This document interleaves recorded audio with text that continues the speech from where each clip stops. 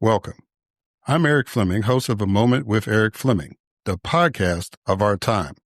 I want to personally thank you for listening to the podcast. If you like what you're hearing, then I need you to do a few things. First, I need subscribers. I'm on Patreon at patreon.com/A Moment with Erik Fleming. Your subscription allows an independent podcaster like me the freedom to speak truth to power and to expand and improve the show. Second, leave a 5-star review for the podcast on the streaming service you listen to it. That will help the podcast tremendously. Third, go to the website, momenterik.com. There you can subscribe to the podcast, leave reviews and comments, listen to past episodes, and even learn a little bit about your host. Lastly, don't keep this a secret like it's your own personal guilty pleasure. Tell someone else about the podcast. Encourage others to listen to the podcast and share the podcast on your social media platforms because it is time to make this moment a movement. Thanks in advance for supporting the podcast of our time. I hope you enjoyed this episode as well. The following program is hosted by the NBG Podcast Network.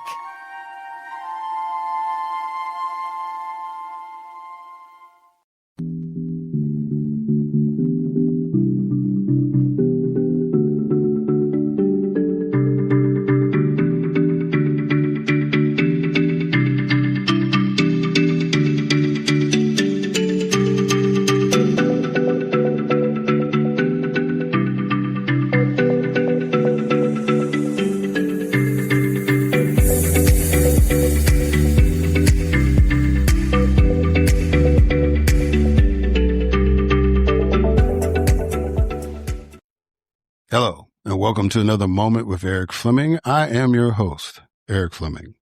So I hope that everyone has had a awesome Thanksgiving holiday.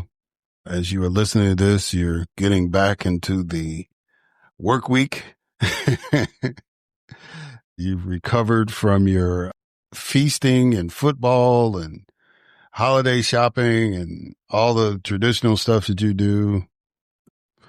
We still got a couple of things going on, the Cyber Monday, which would be today, and Giving Tuesday and all that. So the holiday season is in full swing. And I just pray that everybody is doing well that's listening to the podcast. And again, this is a season of giving as well as receiving. And so, just find the causes that you believe in.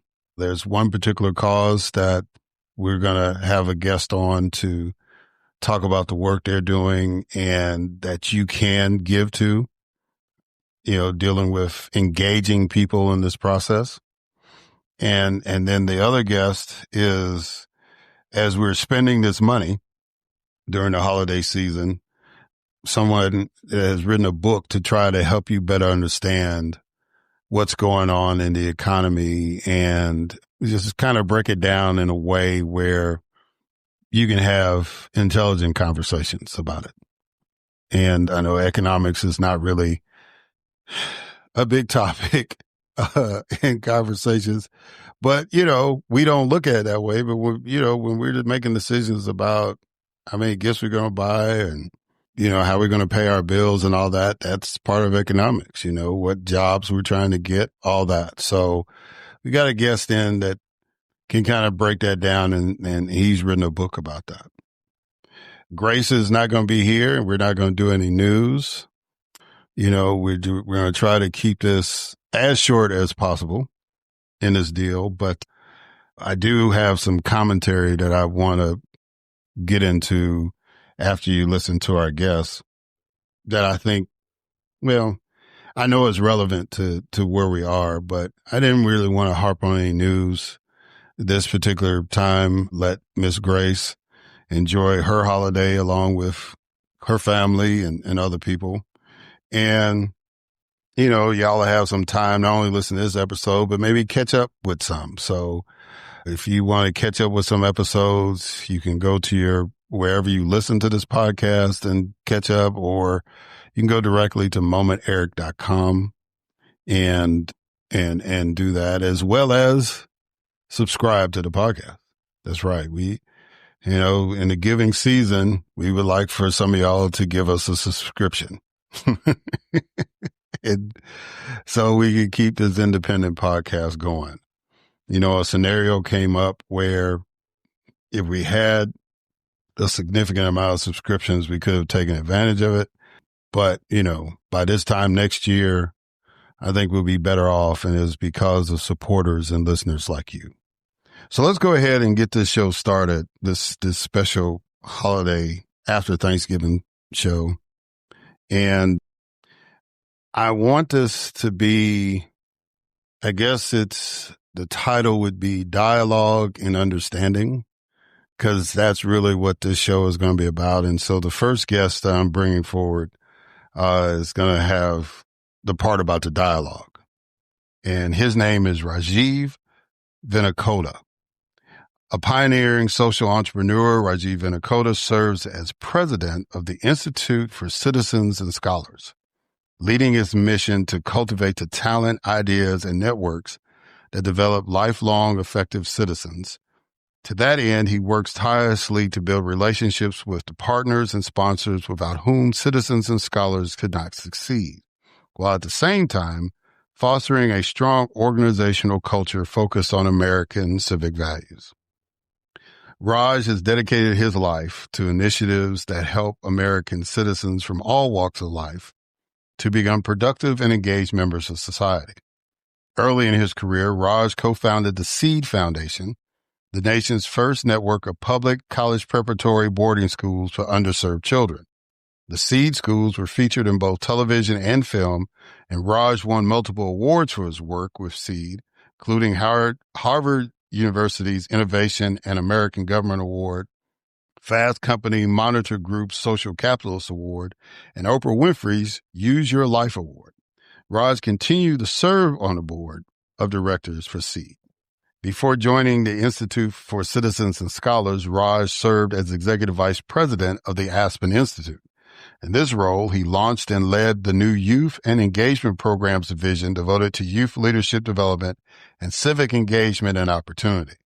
Raj currently co-chairs the Civics and Civic Engagement Task Force for the United States Congress Semi-Quincentennial Commission, celebrating the 250th anniversary of the country's founding. Raj also co-chairs the Civic Learning Pillar of the Partnership for American Democracy, a coalition of American leaders directing resources and attention toward efforts to save U.S. democracy, and serves on the Advisory Committee for Citizen Data. Raj has been at the forefront of innovative scholarship and research that has played a pivotal role in shaping the civic field. His publication credits include From Civic Education to a Civic Learning Ecosystem, Mapping Civic Measurement, and the Civic Outlook of Young Adults in America. He is a Forbes contributor and appears regularly in media outlets such as Associated Press, NPR, The Hill, Chronicle of Higher Education, Philanthropy News Digest, and Nonprofit Quarterly. As an expert on civic learning and Gen Z, he has spoken at Fordham Institute, Results for America, Civic Learning Week, the Ronald Reagan Presidential Library, and as commencement speaker for the University of Chicago Charter School and the University of Pittsburgh. Raj grew up in Milwaukee, Wisconsin, the child of Indian immigrants who instilled in him the faith that a good education could open doors to great things. He graduated from Princeton University and is a recipient of Princeton's Woodrow Wilson Award, the university's highest honor for undergraduate alumni. In addition to being a former trustee and executive committee member for Princeton University, Raj is the former national chair of its annual giving committee. Raj is also the recipient of an honorary doctorate from Rutgers University. He is also board director for two public companies, Innovis Corporation and ESAB. He lives in Maine with his wife, daughter, and cat. Ladies and gentlemen, it is my distinct honor and privilege to have as a guest on this podcast, Rajiv Vinnakota.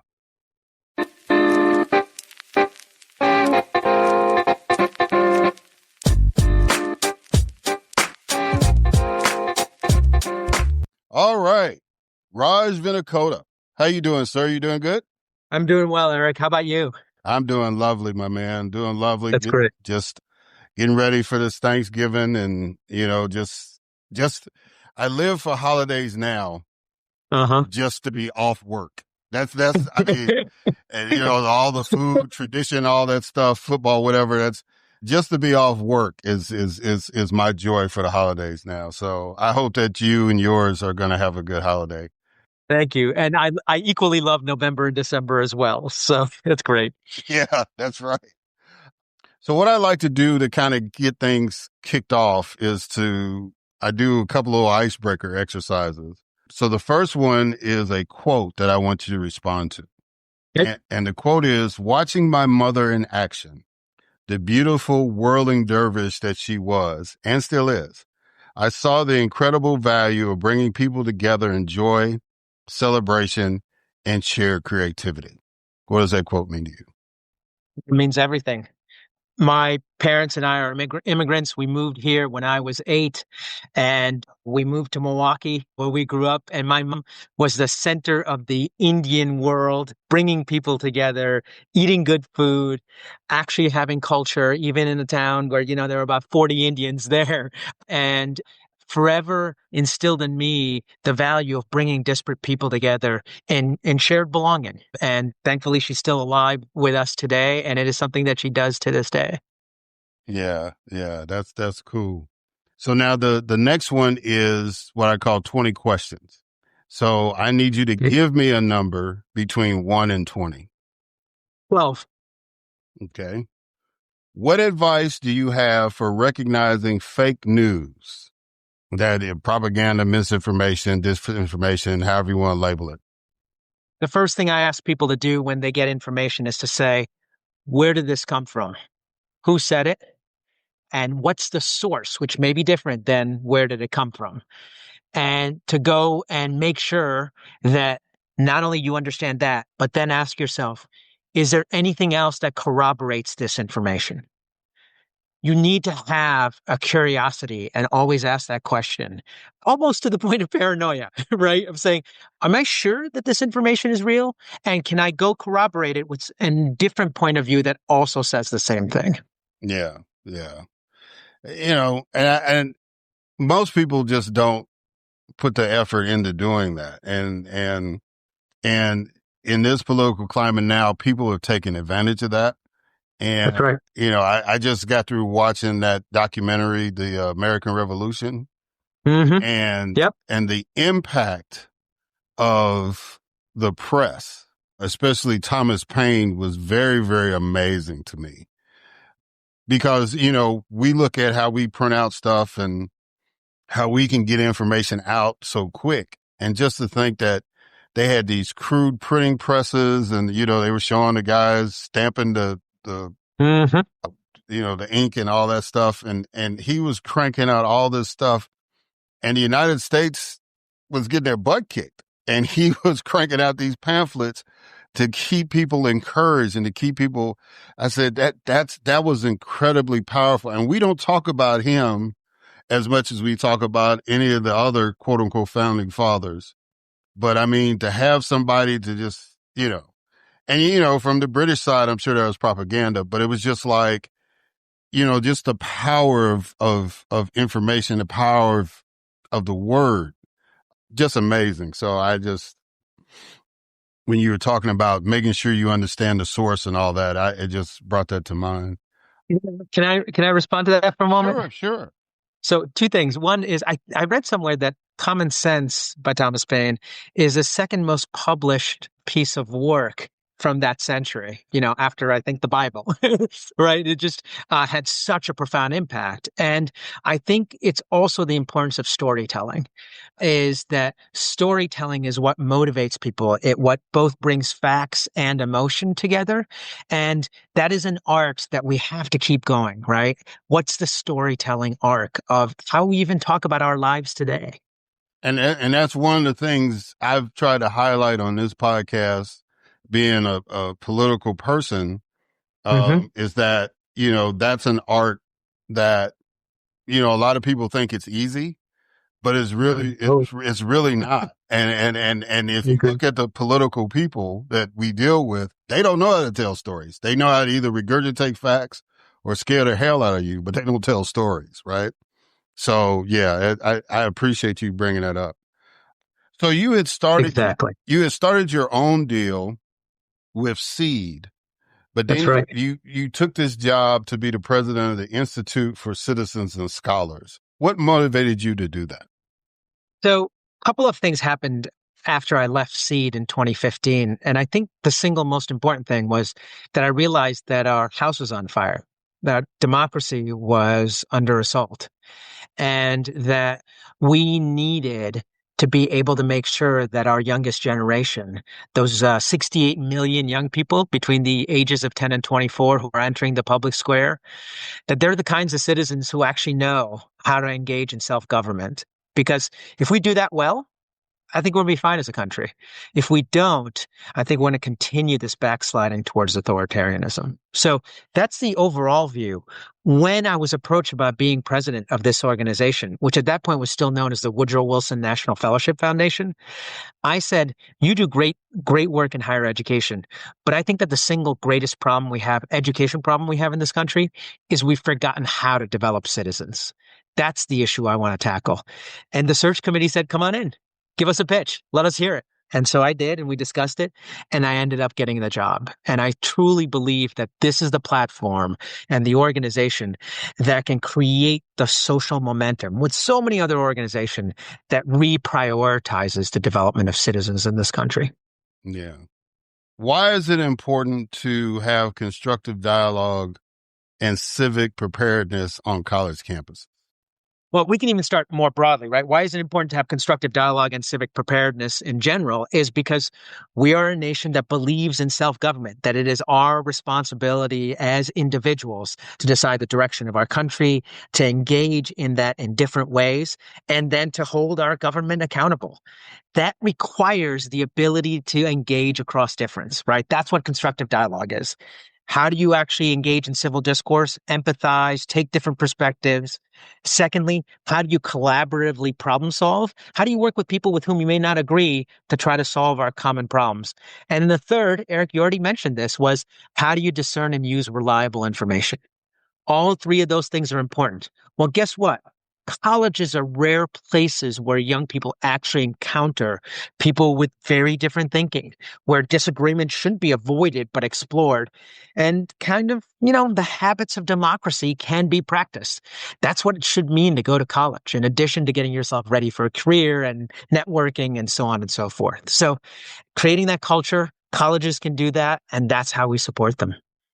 All right. In 2024, many high-profile universities failed to protect free expression and foster environments where people can disagree productively. What are your strategies to change that? We're working with more than 100 college presidents now on this very issue.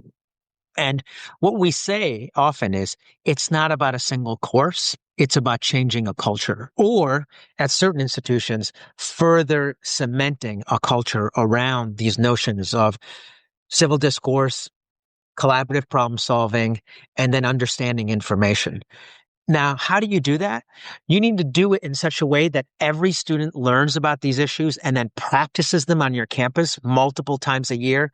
So you can't just have like a center on campus, or you can't just bring a few speakers or have one great faculty member, because guess what? That means a majority of your students aren't going to be doing this. So the way in which you change culture is you make sure that it's in the courses, you make sure that's in orientation and other programming, right? So you believe and really focus on skills development, but you need to do two other things. You need to create the motivation for young people to want to do this, right? You can teach them as many skills as you want. If they actually don't want to learn it, they won't. And so creating the motivation is really important.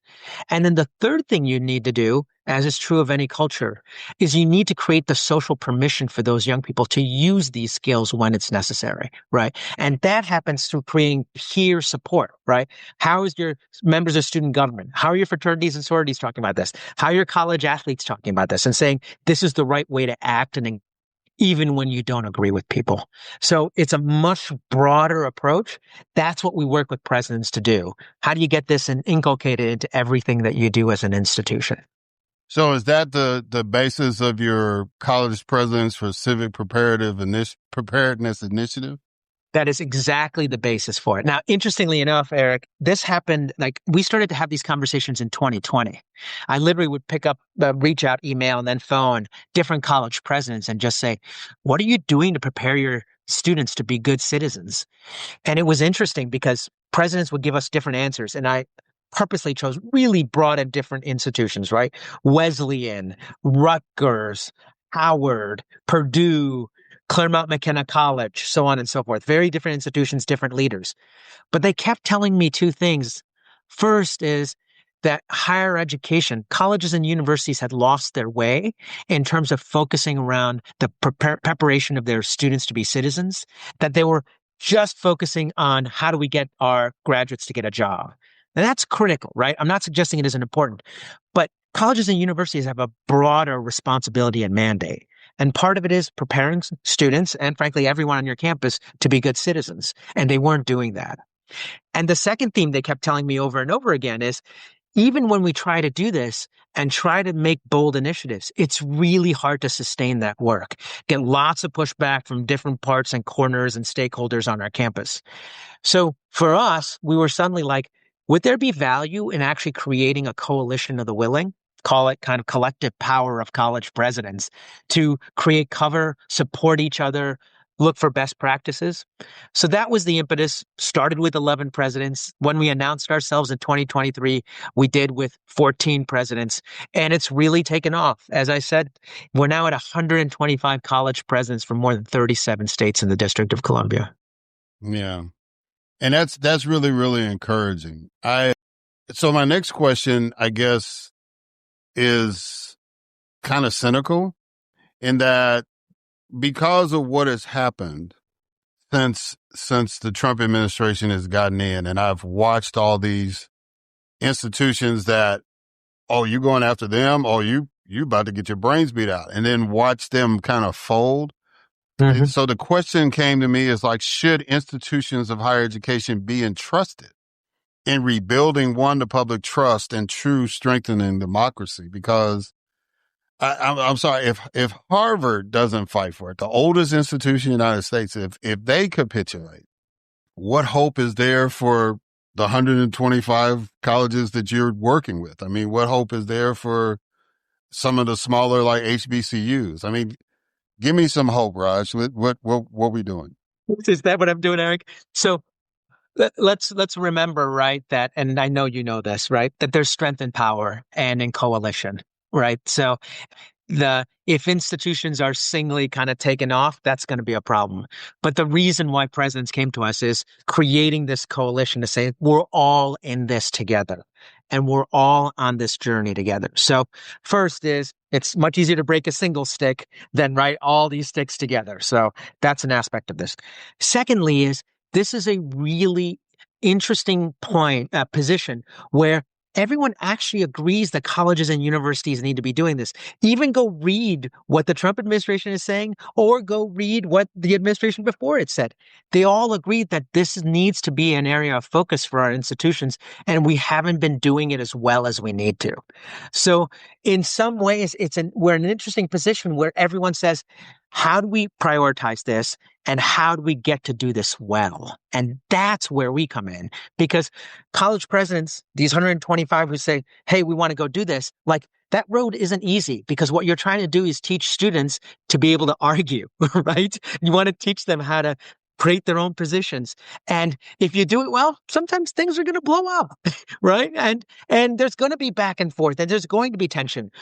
But the question is, how do you do it in the right frame? And so to be able to all do it together and say we're all part of this movement and coalition creates power. And we can see the difference even in a few years for how the presidents are engaging and starting to make a difference. So Eric, we're about to start actually measuring the impact of our work on how students approach and think about speaking up, even if they feel they're a minority point of view, and how comfortable they are debating with people who they don't agree. So over time, I hope that I can come back and say, here's the data, but we're seeing it on the ground already, that students are getting more comfortable with this. So I've had a number of history and political science professors on the show. Mm-hmm. And, naturally those people believe in the engagement and believe in, maintaining and strengthening democracy. And, they talk about the joy of having these students come in and being able to impart knowledge on them and encourage debate and all that. But that's expected, right? Yeah. How do we get the math department to do it? How do you get the science department to do it? How do you build a culture on a campus just outside of the College of Liberal Arts, right? How do you build that culture where it's incorporated? You're a big sports fan. How do you get people to understand that all this is connected? A great question. So let me give you two stories just to start with. One is that we do this faculty institute to support faculty members to bring contentious issues in the classroom. And about 20% of the faculty members who come to our institute are actually from the STEM fields, science, technology, engineering, math. And there's actually a lot of new research and even books on how to bring civics into math. So for example, if you want to talk about doing a bond authority to build a new baseball stadium, right? Which we all know we've experienced at different times. And so there's a lot of math involved with that. But then you can also debate the implications of that. And so how you create the process that says, okay, here's the math that allows us to understand what we're asking from the public. Now, let's also debate whether or not that's good policy, right? And what's the trade-offs and so on. So that's part of what we try to engage and teach our faculty members. And then let me tell you a second story, because about, roughly speaking now, more than 10% of our presidents come from community colleges, right? 2-year institutions, associate's degrees, they go on to bachelor's and so on. And I was recently giving a talk in the state where I live in Maine, at York Community College. And we were talking about this. And at the end of it, the head of the nursing program came over and talked to me and said, Raj, let me just tell you that every day I have to teach my nurses how to take incoming from the surgeon, from other members of the medical team, loved ones who want to know what's going on, sometimes even the patient. I have to get them to figure out how to triage, how to communicate effectively to all of them so that they can then go on and do what they need to do, and then do it over and over and over again. Raj, you call that civic skills. I call that teaching nursing. And it was a real aha moment to me that even though I talk about that kind of in the public space, there are so many jobs in other places where teachers, faculty members are already doing this. It's the exact same skills, and it's just being applied in different worlds. And so what I told this nursing lead, I said, keep doing it. And just remind all of your nurses that they can take those very same skills and take it to a community town council meeting, right? Or else place, because they've already developed those skills to be able to work with people across difference. So it's about making sure that other people understand that these skills are both life skills and they can be applied throughout the program and curriculum. Yeah. Yeah. All right. So your eyes light up whenever we talk about young people, just the brief time that we've been talking, and you are considered a Gen Z whisperer. What is it about that generation that future political leaders should understand? Yeah. So first thing first, I don't know how much of a whisperer I am, but I certainly, I spent time both with them and doing all kinds of research to understand them. We actually just came out with a new report called the Gen Z Civic Vibe Check. It just came out actually about 10 days ago. And it's really interesting because I think the most important point to take away is that 90% of young people say they care about their communities and feel a responsibility to improve them. But 42% of them say they would get more involved if they simply knew where to begin or had clear pathways to actually engage. So a significant part of our work has to be, how do we create the pathways so that they can see and say, oh, that's how I can work. That's how I can make a difference in our community. The second thing I'll say, and this may be very surprising, it wasn't to me, is that most of them, a super majority of them, actually prefer in-person engagement. right? They're not just staying on their phones or social media. 77% say they're more likely to get involved if it's in person than rather than online, which to me is a great news, right? Like that's how we want them engaged. And frankly, that's how you do the hard work of actually practicing democracy. And so we're learning more about what these young people want to do. And we realize that we need to both create role models, but also show them peers who are doing similar things so they can be like, oh, look, people just like me who are engaging in community and actually trying to make a difference. Yeah, that's vital. It doesn't surprise me. It's encouraging, but I just have to be mindful, and just me personally, and I think other people that are in politics need to be mindful. Just think back. Well, it's like parenting, right? Just think back when you were a child and what drove your parents crazy. And now you see your children doing it, right? Or your grandchildren, whatever. But in a positive way in politics. And I love to tell the story about when Harold Washington first got elected in Chicago. Because he was first black mayor. Yep. And, our first time voters, we were the ones that were like totally engaged. I never met the man personally, but, my parents had met him. I've seen him on TV. Other people had a chance.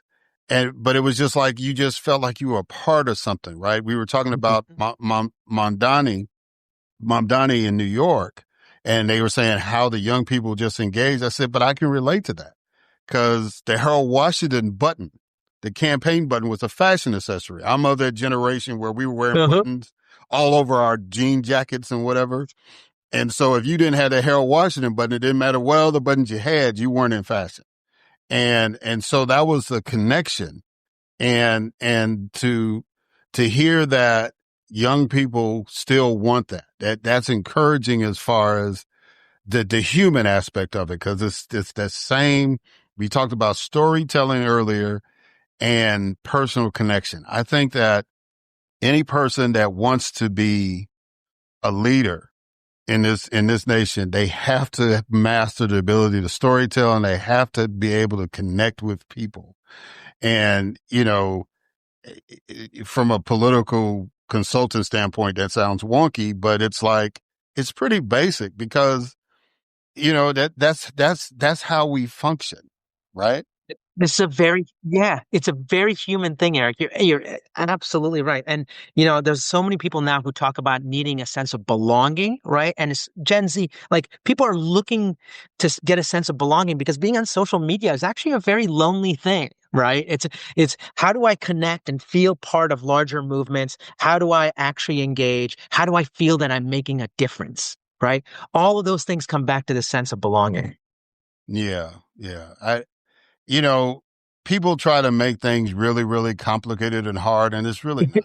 It's just, it's just a matter of tapping into your humanity. And once you tap into that, then you can be successful. I look at, case study John F. Kennedy, case study Barack Obama, case study Ronald Reagan. It's like those particular, there's actually generations attached to those individuals, right? As far as how they think politically and all that. So I appreciate the fact that you're willing to do this kind of work. If people want to get access to that Gen Z report, or if people want to get involved with the Institute for Citizens and Scholars, people want to just get in touch with you, how can they do that? Easiest way is actually just to go to our website. Not surprisingly, it's citizensandscholars.org. Citizensandscholars.org is, by far the best way.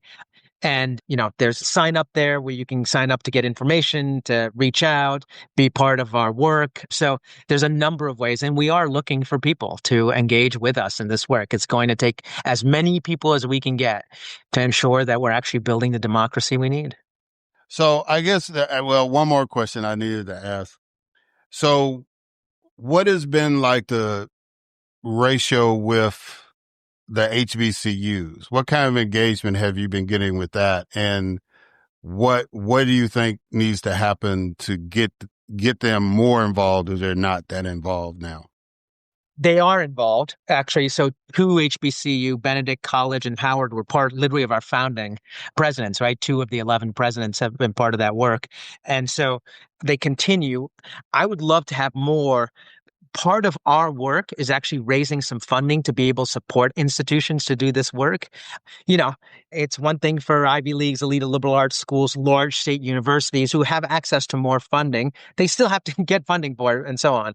It's another thing for, frankly, minority serving institutions and HBCUs who are in a much more cash-strapped situation. So I take it as my responsibility, and we have been raising funding to be able to support those institutions that want to do this, but may not have all the resources like some of our other partners. So I think that that's really the challenge, because from an intention perspective, right, all these presidents understand, especially, with the historical institutions, just how important it is to develop citizens. They have a public good responsibility, and they've had that since their charters. So that's not the hard part of selling this.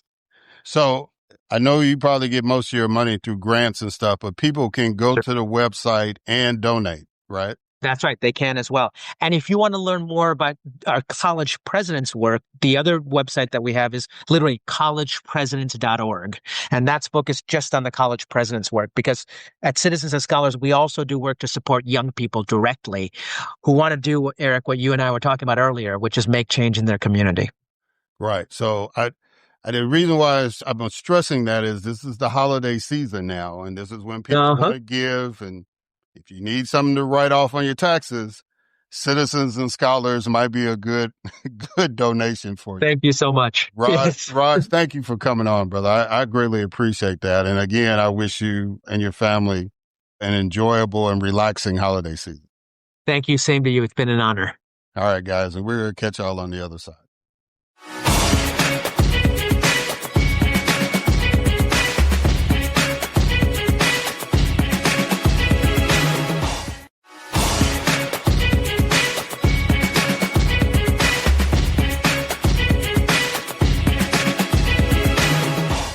All right, and we are back. And so now it's time for my next guest, Howard Yaruss. Howard Yaruss is an economist, professor, attorney, businessman, and activist who has taught a variety of courses on economics and business and currently teaches at New York University. Prior to teaching, he served as executive vice president and general counsel of Radian Group, one of the largest guarantors of debt in the world. Yaruss graduated from Brown University, studied at the London School of Economics, and earned a law degree from the University of Pennsylvania. He lives in Manhattan. He is the author of Understandable Economics, because understanding our economy is easier than you think and more important than you know. So we're going to pick his brain a little bit, since he wants us to understand economics, and talk a little bit about this book. So ladies and gentlemen, it is my distinct honor and privilege to have as a guest on this podcast, Howard Yaruss.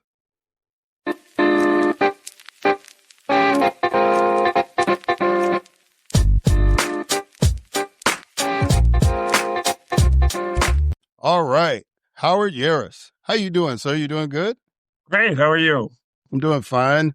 I want to wish you holiday greetings as far as Thanksgiving is concerned for you and your family.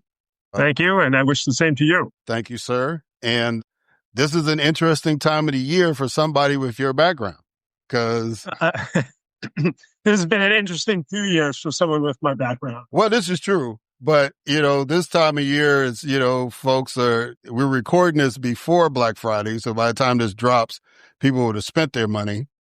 At this point, there'll still be other things like Cyber Monday, Giving Tuesday, all that. But, this is when people start either making decisions about what they're going to buy for their family and friends, or, if they're going to donate money to charities and all that kind of stuff. So to have somebody on that has this background about economics, I always am fascinated by people that devote themselves to this kind of work. And I've had a number of economists on, but I didn't have one on to try to really, I've had a professor on, but I didn't have anybody to write a book and say, okay, this is this and this is that, and dedicate themselves to doing that. So it's really an honor to have you to come on.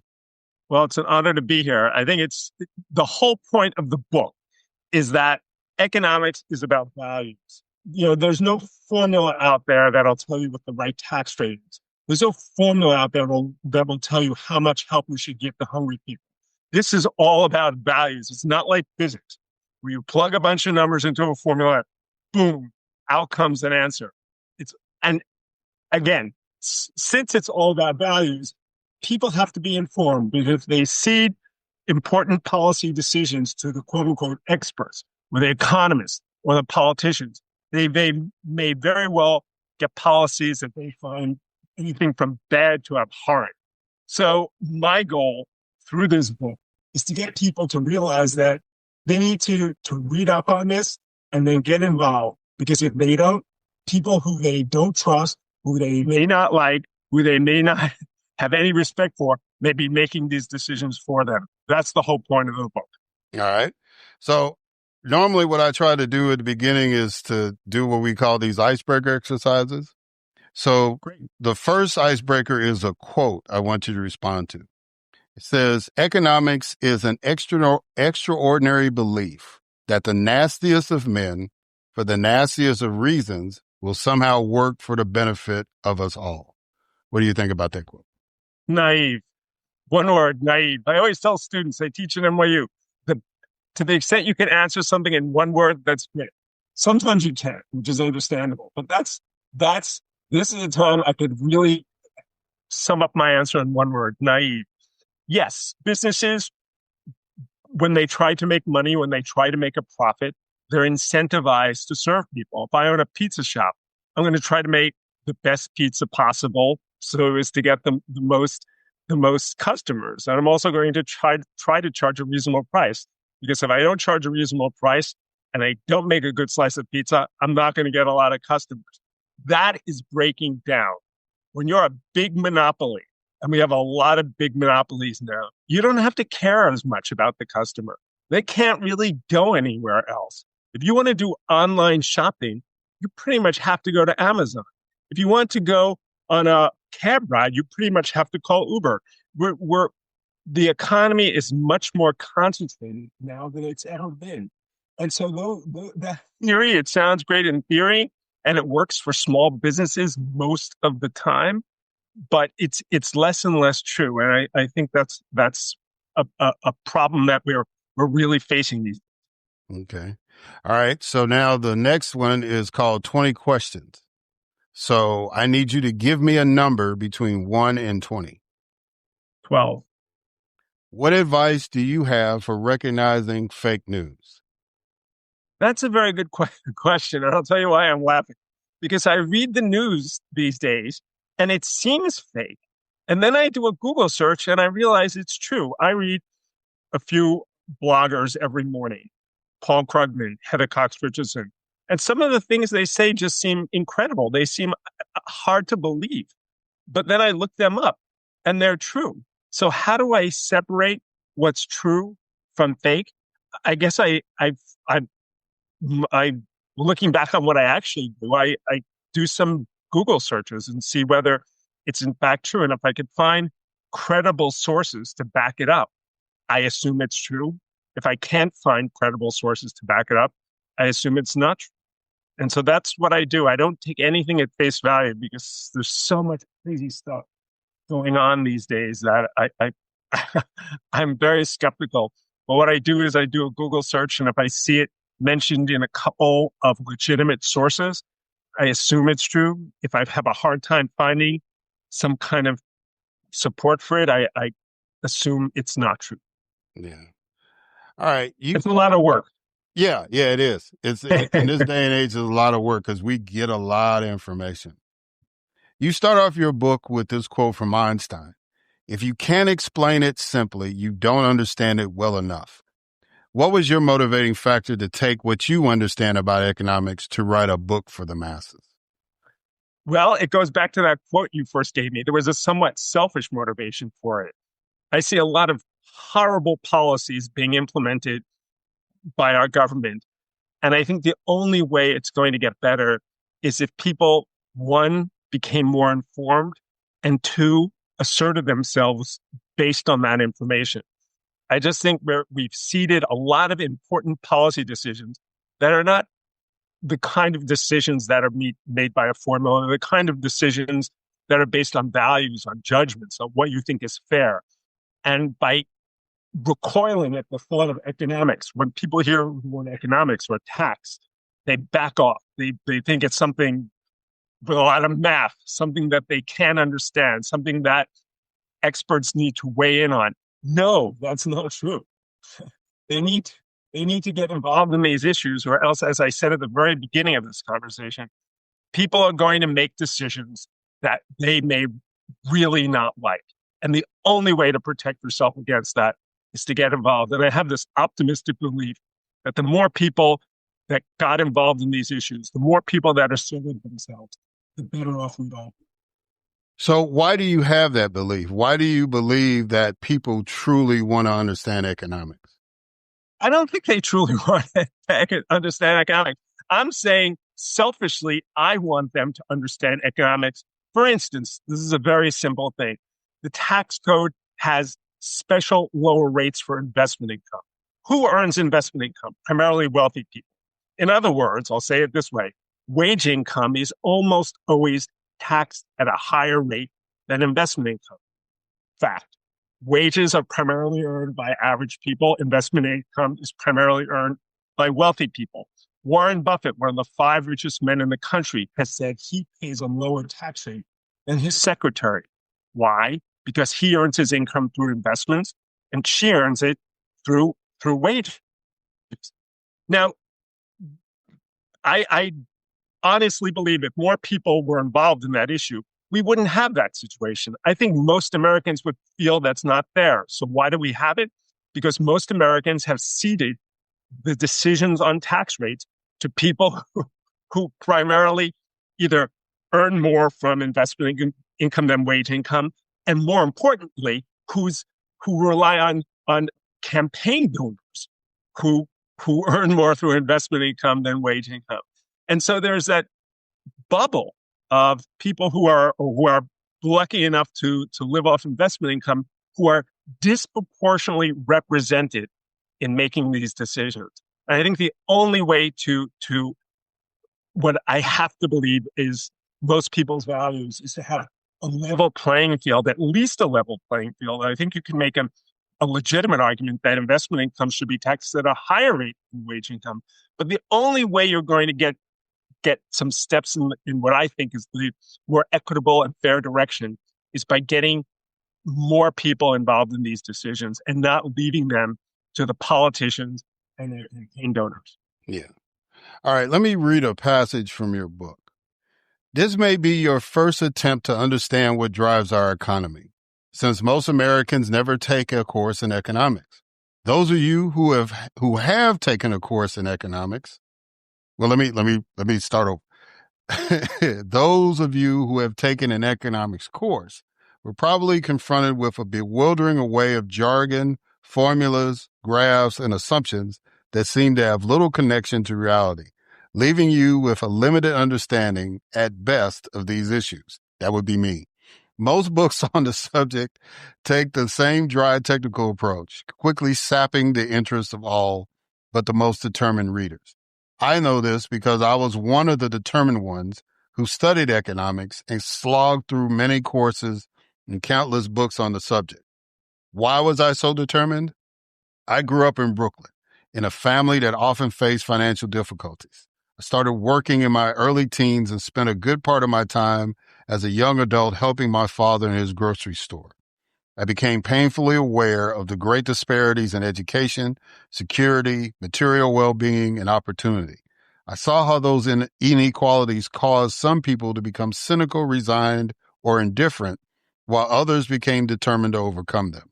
I became fascinated by them, and I felt that if I wanted to live in a more just and productive society, I first had to understand how it worked. I believe the same is true for you. So my question out of that is, why did your awareness of disparities impact you so profoundly? That's a good question. And I've thought about that a lot. I've done a lot of interviews in connection with this book. And as you pointed out, from the introduction, I worked in my father's grocery store, and which was remarkably unprofitable. He had people working in the grocery store who earned more than he did. But the point I want to make about the grocery store is he had a sort of soft heart. He hired people to work as stock, quote unquote, boys who were in their 70s, who are having a hard time making ends meet because they didn't save, they weren't able to save up enough money during their lifetime.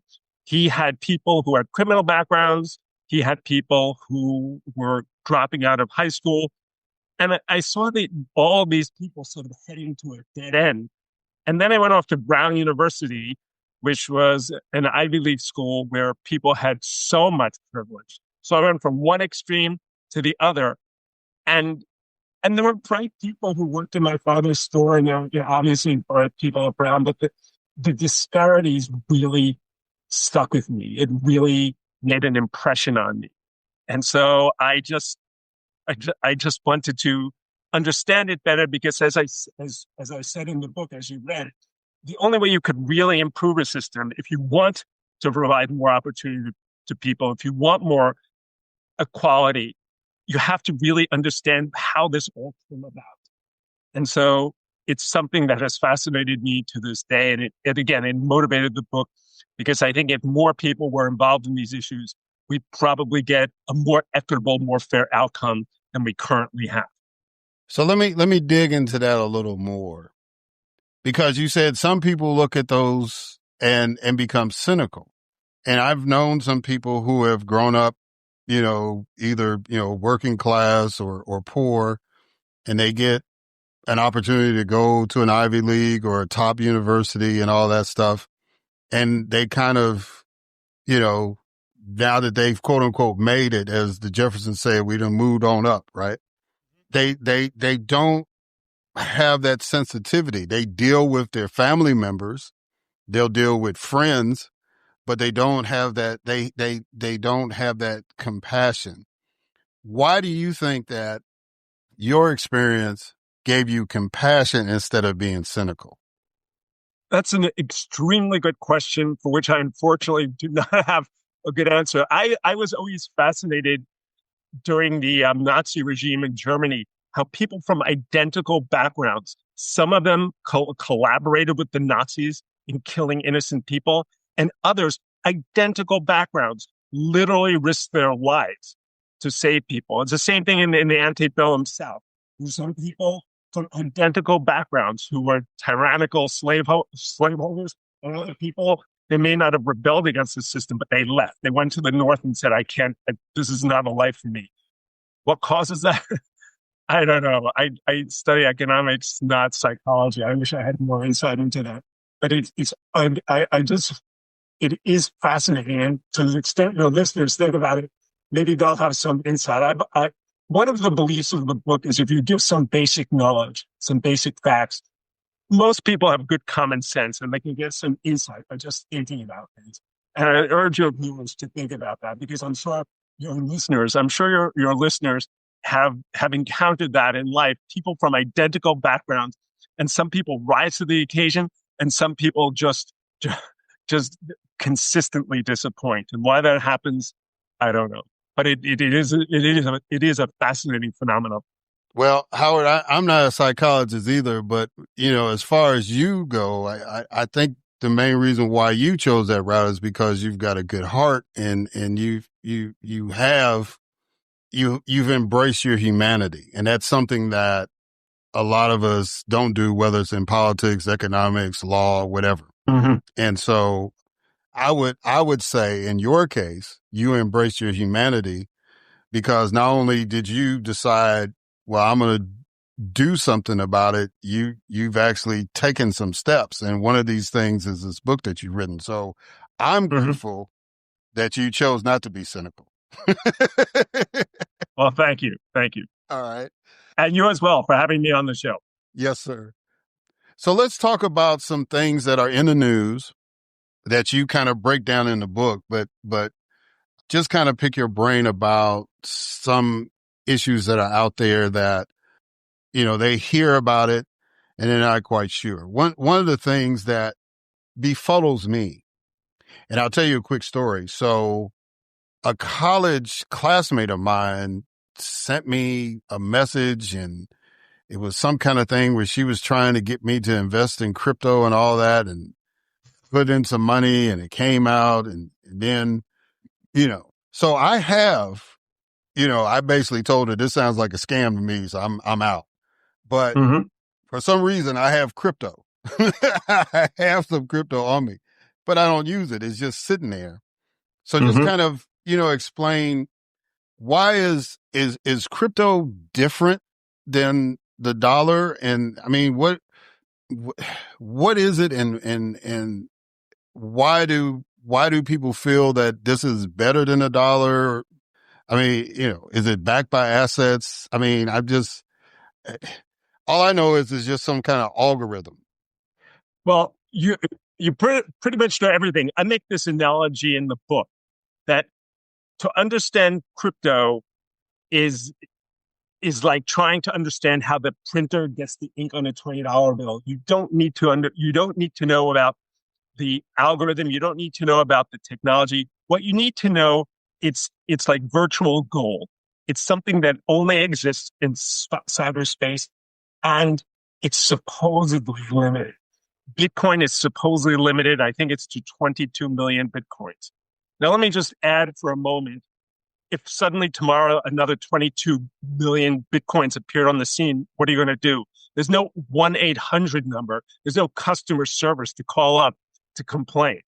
Even when there is, when your bank has a 1-800 number and a customer service number, it's kind of frustrating when you call them. But think of how frustrating it would be if there's no 1-800 number, no customer service, and actually no actual business to call. So what it is just made up out of thin air. But in one way it is like the dollar. The dollar is also made up out of thin air. For most of history, U.S. currency and most currencies were backed by precious metals. That's not true that's in my lifetime, since the early 1970s. So it's just like the dollar, it's something made up out of thin air.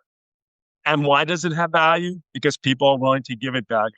I do have one prediction, and I typically don't make predictions, but maybe I'll back off from calling this prediction. I'll just say that most assets approach their real value in the long run. That assets that are undervalued, you've seen this in real estate, they don't stay undervalued for that long. Assets that are overvalued don't stay overvalued. And what's the true value of Bitcoin? Well, it's useful if you want to have someone kidnapped or you want to extort money from someone, but it doesn't really have much use. As I pointed out in the book, there was a Bitcoin conference in New York that only took dollars for the registration fee. They wouldn't take Bitcoin. So I think in the long run, especially if the Congress and the White House changes and they start to regulate it, it's going to approach its real value. You and I can speculate as to what that is, but it's nowhere near what it's trending at now. Yeah, the only thing I equated to, and I don't know if you should remember because, it was in our lifetime, Finger Hut, right? So it's like Finger Hut, it's like you have credit with them, but it doesn't apply anywhere else. You can't use Finger Hut credit at Macy's. You can't use Finger Hut credit at Saks Fifth Avenue, but on Finger Hut, you can buy anything you want. And that's kind of the mindset I have with crypto. Is that kind of too basic, or? I think it's really not even that much, simply because what can you buy with crypto? There's really, again, you can, if you want a ransom or some kind of scam, it's useful. But literally, Finger Hut, I'm not familiar with it, presumably had some legitimate goods you could buy with the credit. I can't think of any legitimate goods you can buy with the credit. Furthermore, like, what advantage does it have over the US dollar? It's electronic, but so is most dollars if you think about it. When you pay your credit card, you're going to put a giant pile of cash in the envelope and mail it to the credit card company. It's all electronic. So I really think it's something that is there's likely to be some kind of crash coming at some point. It's a question of of when and not if, I think. Yeah. All right. So let's get to our president's favorite word, which is tariffs, right? So a myth that you wanted to address was that foreigners pay tariffs. Is it true that foreigners pay tariffs? Well, first of all, let's define tariffs. I think, again, this is, if people have some very basic knowledge, they could figure this stuff out on their own. What are tariffs? 3 words. I prefer one. There's 3. Tax on imports. There's sales tax on imports. And I think it's a real irony that the present occupant of the White House, who claims to love low tariffs, says low taxes. His favorite word is a tax. A tariff is a tax on imports. Who pays them? Well, there's barely an IRS in the United States, given the cuts they've made to the IRS. But I can tell you with absolute certainty, there's no IRS or taxing authority for the United States abroad. So the foreigners are not paying it. But there are some people who claim, well, they're just reducing their prices. Well, that's not true. You can see what the prices foreigners are charging for their goods because they have to declare them at the border. That's the price upon which they put the tax.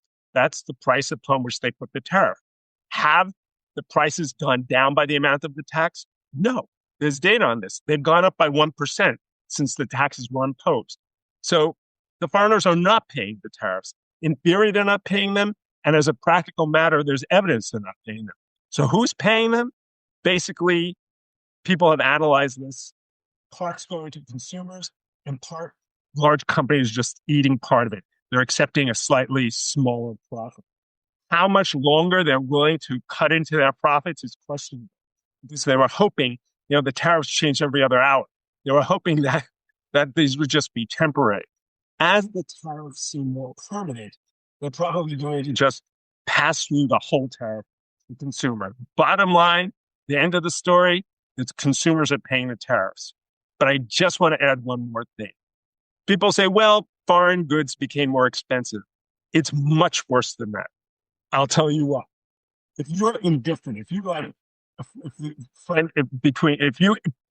like French wine, let's say, and it costs $20 a bottle, and it's a California wine, which costs $20 a bottle, you're going to buy the French wine.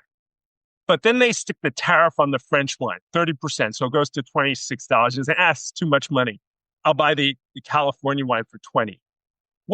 Put yourself in the shoes of the California vintner, the California winery owner.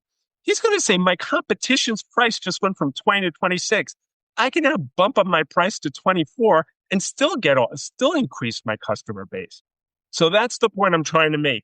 When all of the goods that our domestic manufacturers compete with go up, they could raise their prices, maybe not as much as the full cost of the tariff, but they have leeway. They have room to raise their prices and still be competitive. So bottom line, tariffs raise prices for everyone. And so it's really troubling to me that someone who claims to be against taxation just imposed this massive tax on American consumers. All right. Here's a myth. The national debt is an existential threat to our nation. Well, a lot of politicians try to scare people that the $30-some-odd trillion debt, and that's a big, scary number, that it's going to sink us economically. $30 trillion is a number that, with all due respect to you and your listeners, I don't think they can get their head around. I can't get my head around. I remember there was a congressman I was listening to, and he mentioned something about costing X billion dollars. And someone asked, do you mean X million or X billion? And the congressman didn't know. That's like saying I had a great sandwich for lunch. I don't remember whether it was $10 or $10,000, but it was really good. The point is that people can't get their heads around these massive numbers. So what I do in the book is I divide it by the number of Americans, and we get a debt of about $89,000 per American. Now, that's a number we could all get our heads around. Is that an existential threat? Well, everyone who went to medical school, virtually everyone who went to medical school has a debt like that. Virtually anyone who bought a house has a debt like that. Virtually anyone who started a business has a debt like that. So you can, again, you shouldn't look to quote unquote experts for answers. You should try to get some basic knowledge, like the debt is $89,000 per person, and then think about it for yourself. If you use that debt if someone used $89,000 of debt to like postpone all their expenses, to go on some extravagant vacation or to feed an addiction, yeah, it's a terrible idea. But if they use it to go to medical school or to start a business or to invest in their child's education, it's a great idea. So it really comes down to seeing that it's not a crazy number. $1 trillion, no one can get their head around. $89,000 is a number we can all get our heads around. And then deciding, is Congress using the money wisely? And if they're using it wisely, it's fine. It's a rich country. And if they're not, it's probably not a good idea. So that's something people have to think through for themselves. Yeah. All right. Last one we're going to do is Social Security will run out of money. Okay. Do you ever worry about the State Department running out of money? Do you ever worry about the Pentagon running out of money? There are government programs. If the Congress allocates money, they don't run out of money. If Congress doesn't allocate money, they do run out of money. It's like anything else. It's a scare tactic. It's like the 30-some-odd trillion dollar debt, which sounds terrible, which really does sound scary. But when you think of it on a per person basis, it's a number you can get your head around. Same thing with Social Security. It's a government program. It's a very expensive government program, but it's a question of politics and not economics. And it's off by politicians asking, is Social Security going bankrupt? They're just trying to scare people. It would be like asking, is the Pentagon going bankrupt? Then is every foreign country going to be able to invade America because we no longer have a national defense? It's a question of priorities and not the ability. It's a question of will, of our desire to do something, and are we able to do something? So that's what I would say about Social Security. Right, so if people want to get a hold of this book, which is called Understandable Economics, because understanding our economy is easier than you think and more important than you know, how can they get this book? And if people want to reach out to you, how can they get to you? Great question. I have a website. It's howardyaruss.com, HOWARDYARUSS.com. Certainly, it's on Amazon. It's in most local bookstores, including Barnes & Nobles. If your local bookstore doesn't have it, they can easily get it. I encourage you to buy it from a local bookstore. Help those people stay in business. But again, if you want it easily overnight, it's definitely on Amazon. All right. Well, Howard Yaruss, I greatly appreciate you taking the time to do this. We could only really scratch the surface in the time that we had, but I think people will get the gist of what your book is about, and hopefully it'll be required reading for a lot of folks just to navigate through what we're dealing with. And so I greatly appreciate you making the effort to write the book, and I appreciate you coming on the podcast. Thank you for having me.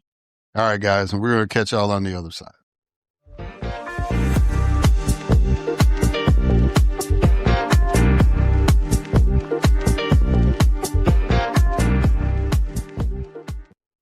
All right, and we are back. So I want to thank Rajiv Vinnakota and Howard Yaruss for coming on the podcast. And it was very apparent that both of those gentlemen are excited about what they do.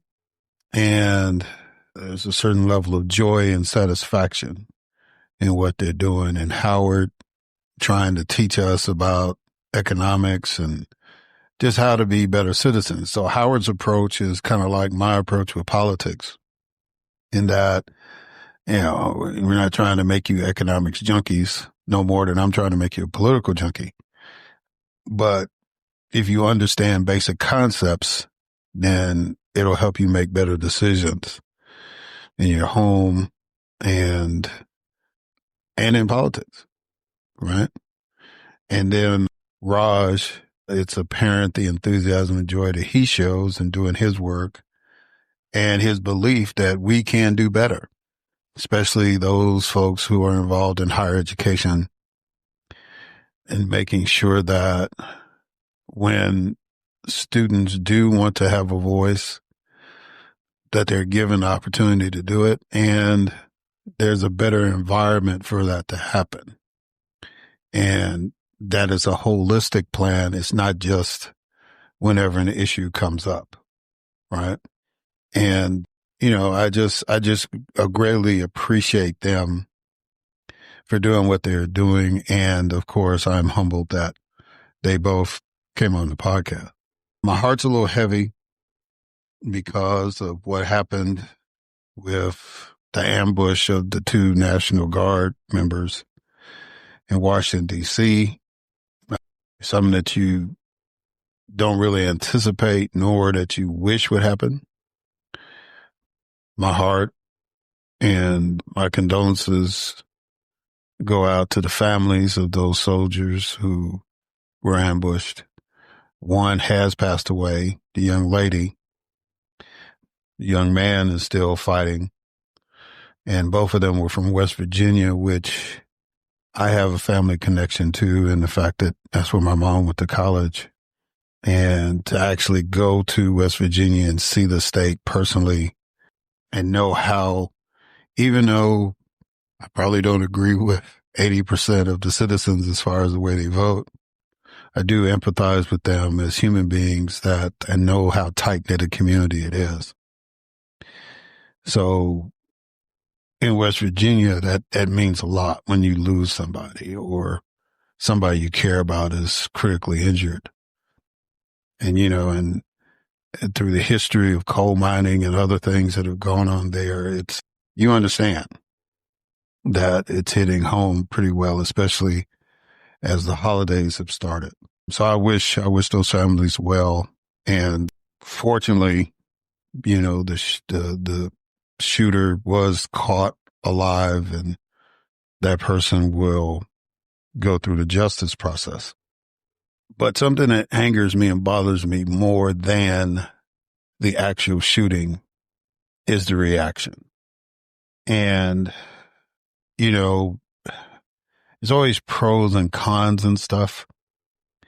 And, you can find redeeming qualities in people, but I don't have a stomach for the way that this administration operates.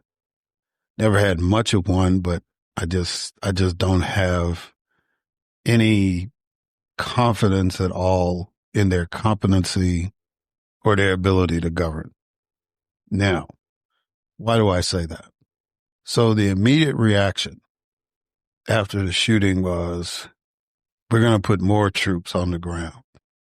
I'm like, what are 500 more soldiers on the ground going to do, considering that the person who committed the crime's already been arrested?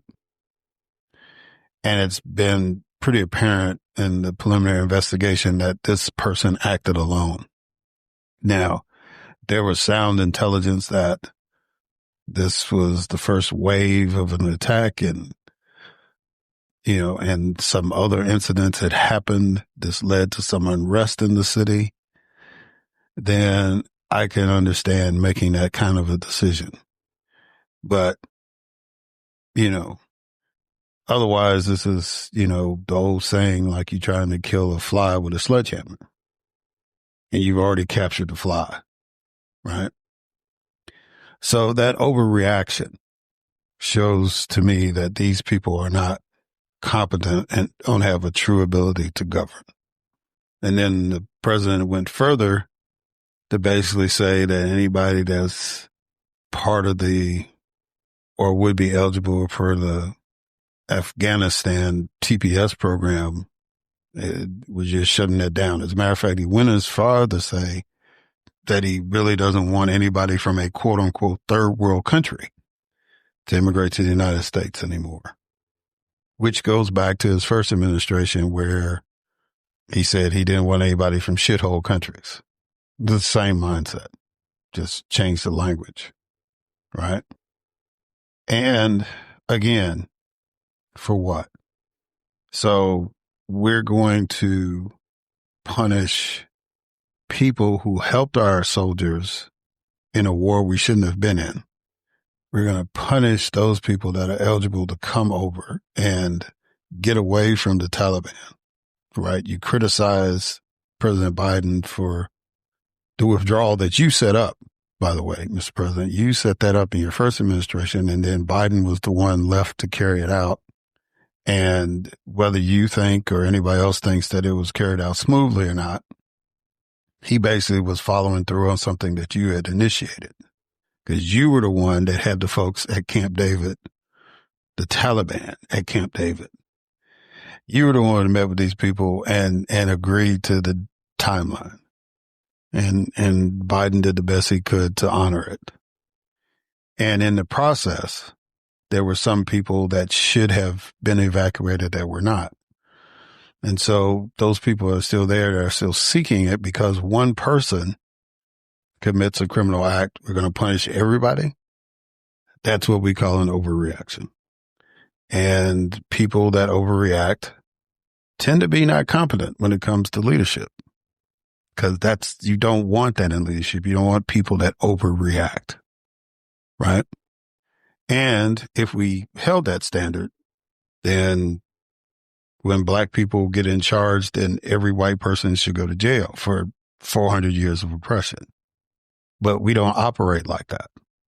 So, we understand that individuals should be responsible for their acts and not punish an entire group of people, right? Nonetheless, it's just another example of where we are and why we have to do better in choosing people and why we have to do better in having people put into positions, right? We got to do better in knowing not only who to select, but if we're chosen, what to do. Playing on people's fears is low-hanging fruit. Elevating people's hopes takes work. And it's pretty apparent that the current administration doesn't give a damn about hope at all. Doesn't have a vision.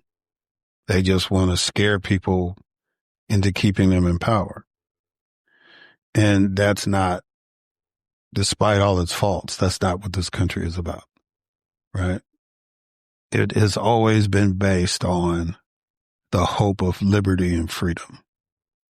Just watch the documentary on the American Revolution, and when you saw the Native Americans and the enslaved Africans picking sides, whether they were going to support the colonists or whether they were going to support the British in the war, it's based on that concept of liberty and freedom, right?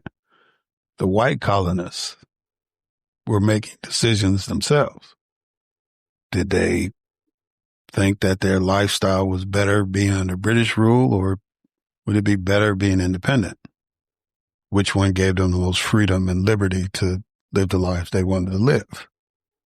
So the whole concept of this nation has been about liberty and freedom and hope, not about fear, right? What are your eyes telling you? What is your gut telling you? Not fear-mongering or overreacting.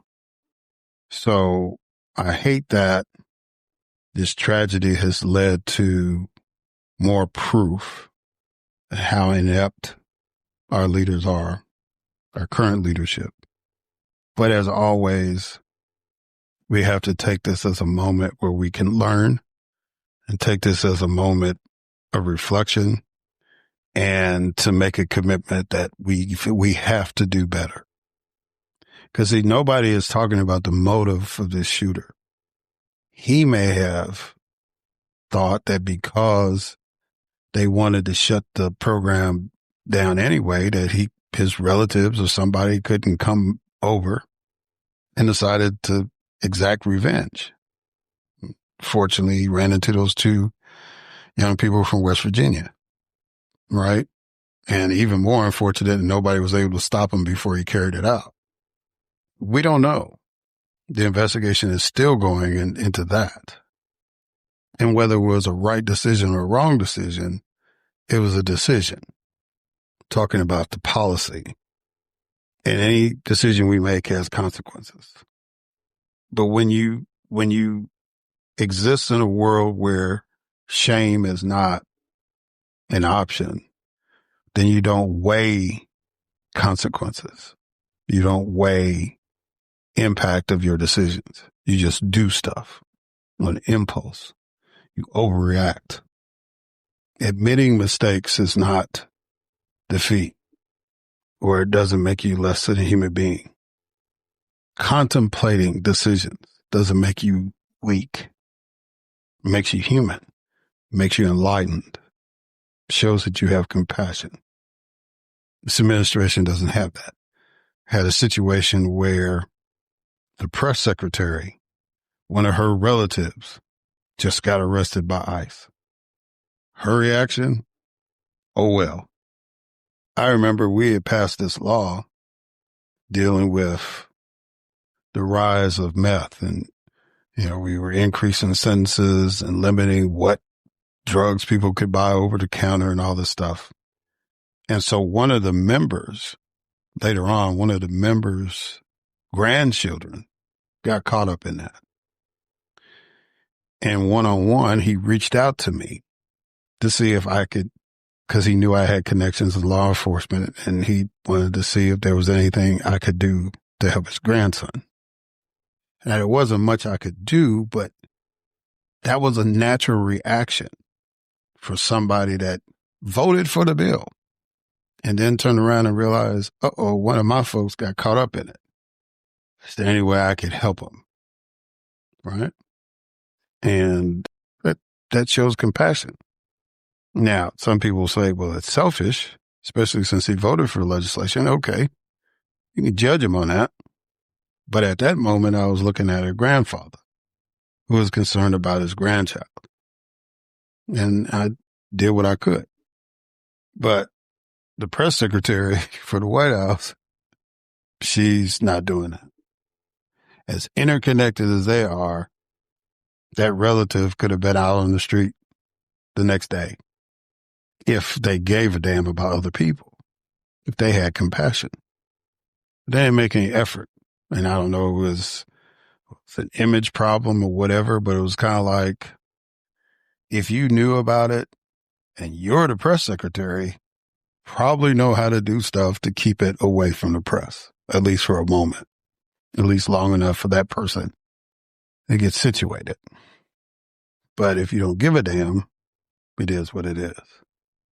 Now, I'm not encouraging that kind of behavior. I'm just saying that these people have no compassion, not even to their own family, if it goes against the propaganda that they're pushing. Which brings me to Marjorie Taylor Greene, who I initially thought was going to serve out her term. And then I found out, no, she's leaving this January. So she's done. Now, I don't know what her future in politics is going to be. I think she's going to team up with Steve Bannon and just do the media thing. I don't know.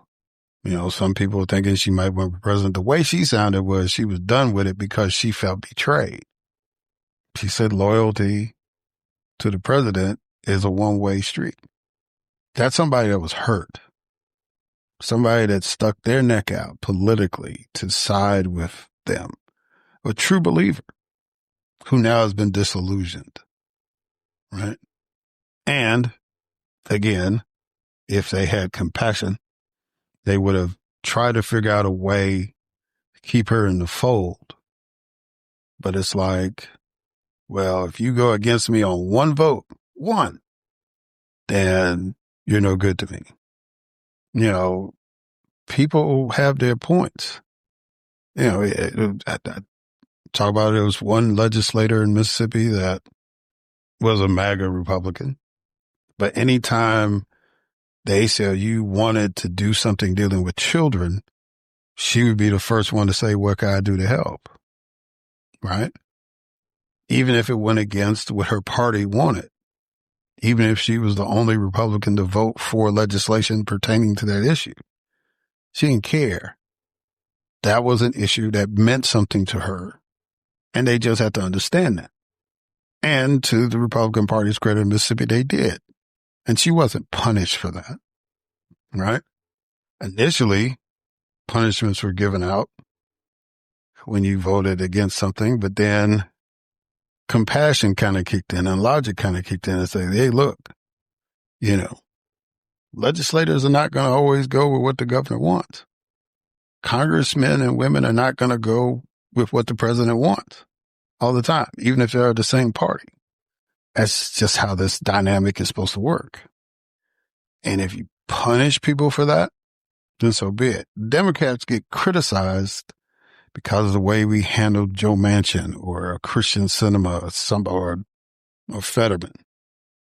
But the Democratic Party lets the process go forward. And we understand, well, we can't get them on these particular votes.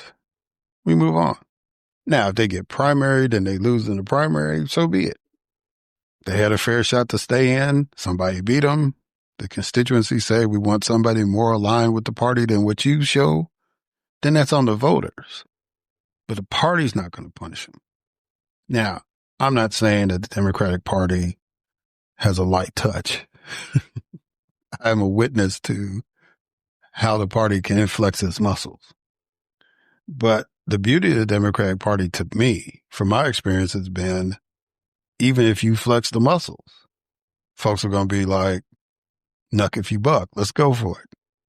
If you going to come against me, so be it. I've seen so many people. AOC, who everybody loves now, she beat leadership to get into Congress because she took her appeal to the people. The people made a decision. Do we want the guy who's fourth in line to be Speaker of the House, or do we want somebody new? And they chose somebody new. And that's the way it's supposed to work. Trust me. People in the party were trying to protect this particular congressman, but it didn't work. It's just, and they sure weren't writing tweets and posts on social media, saying she was this and they were that. You know what I'm saying? When she got there, she talked to the leadership. They knew where she was coming from. She knew where they were coming from. Been rocking and rolling ever since. So that's just party dynamics, right? In a normal sense. But on the other side, either you're all in or you're out the game. That's crazy. That's overreacting. That's not being competent in leadership. It's a consistent theme with them. And it is up to us as voters to decide, do we want that to continue? Who's going to be the Fannie Lou Hamer of the Republican Party? Who's going to be the one who does what needs to be done to shake this up and to get that party back on track? We're always going to have a liberal party. We're always going to have a conservative party. And how things line up, it is what it is. And there's going to be factions within those parties that are going to buck the leadership to the left and to the right. That's how the political process goes. What cannot happen is a political party that wants to take away the liberties of every citizen, except those in alignment with them. And not just 80% alignment, not 90% alignment, 100%. That's got to change. And it's got to change sooner rather than later. So as we have given thanks for the year that we have survived, or in some cases thrived, right? We're thankful for those good moments and all that stuff. I'm thankful that we're in a country where there are enough free-minded folks that are saying enough is enough, and that they are willing to do the work, whether run for office or do a podcast or write editorials or stand in hot weather and cold weather to protest or just vote. I just appreciate those people that are willing to do what needs to be done, to fix what needs to be fixed. And as long as I'm able to do this, I will continue to uplift people who are doing the work and to encourage all of you to keep repairing the breach. All right. That's all I got. Thank y'all for listening. Until next time.